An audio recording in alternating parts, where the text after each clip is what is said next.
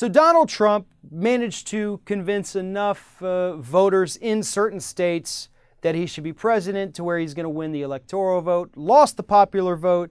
I think the count at this point is actually over 1 million votes more for Hillary Clinton than Donald Trump. However, the reason it even became close at all is because Donald Trump hijacked the populist message from the Democratic Party, the one that they have been talking about basically for about 100 years, somehow abandoned it in this election and allowed con man Trump to hijack it.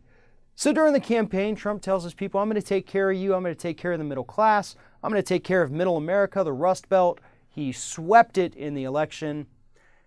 And all of those people who voted for him were conned once again.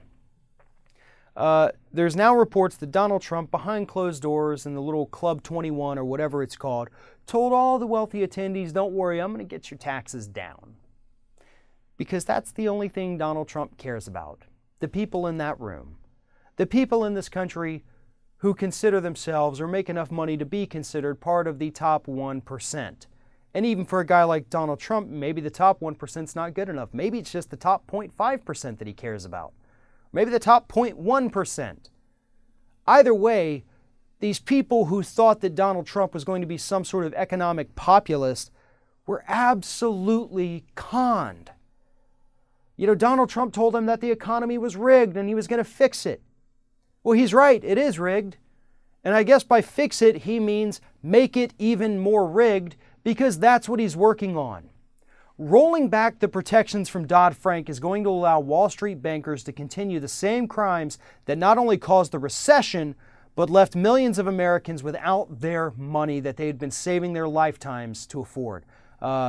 Same with their homes that they had been paying on for years. Suddenly they find themselves in default, unable to pay these inflated mortgages with the adjustable interest rates. Payday loan industry screwing over low-income consumers left and right every week, charging them thousands of % on a tiny loan that they can never pay back now. Donald Trump's okay with that. He is not going to fix that. He's not going to fix the fact that or employers have to pay you overtime. He wants to do away with overtime pay.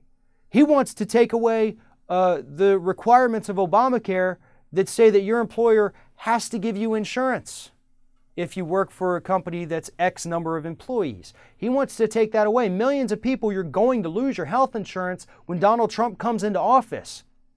And most of those people are in that Rust Belt area, the same people who were conned by Donald Trump. But that's how cons work. You take advantage of people who can't afford to be taken advantage of. You don't see people like Donald Trump being conned. You don't see the Koch brothers getting conned, because they're the ones doing the conning. They think they're smarter than you. They think they're better than you, and pulling off this con is just going to prove it to them. Well, let me tell you, it's too late to fix this election, but you can still fight back. And now I know he hasn't even taken office yet, and you people want to give him a chance, but I'm telling you how it's going to go down. Because we have seen this episode of this show play out before. It happened with George W. Bush. It happened with Reagan. Con, con, con, con. So I am begging you, Rust Belt, middle-income America, once you see what happens under Donald Trump, don't vote for him again. Don't fall for the BS lies that the Democrats aren't going to fight for you, because we're going to see a new Democratic Party emerge, I hope, that does put their faith back in the middle class. It says to hell with the wealthy elite and the wealthy donors. Our support lies with the American public.